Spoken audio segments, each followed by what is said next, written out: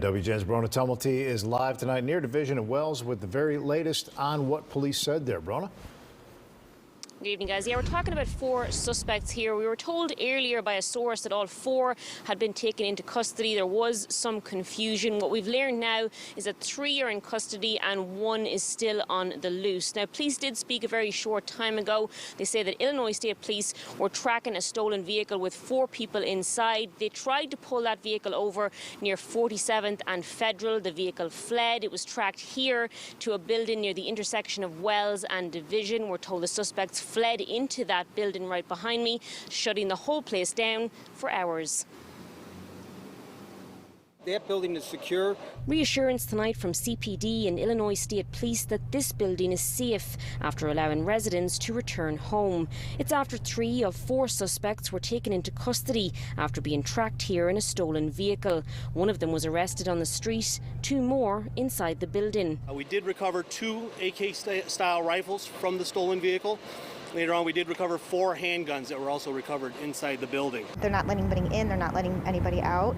I pay $3,000 a month to live here, so now some residents were all talking about this has to be the last straw if they continue to rent out these hotel units, because at this point, it's not safe. This is one of the Old Town Park building residents chatting with us this evening, stranded outside her building as a SWAT situation unfolded, and she wasn't the only one outside. Well, at first I didn't think it was as big of a situation as it was. Corey Donnell was on her way home from work when she spotted all the police cars and flashing lights. When I saw the blocks and blocks blocked off, then I was like, wow, what's going on? We're told Illinois State Police were following a stolen vehicle with 4 people inside. It's understood they pulled into the building's garage here and fled upstairs around 4 o'clock.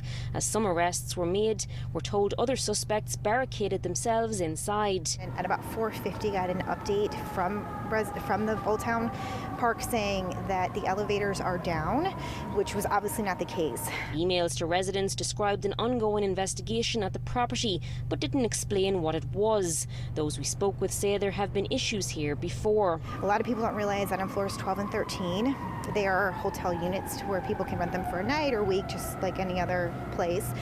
So this has been a problem since about 2020.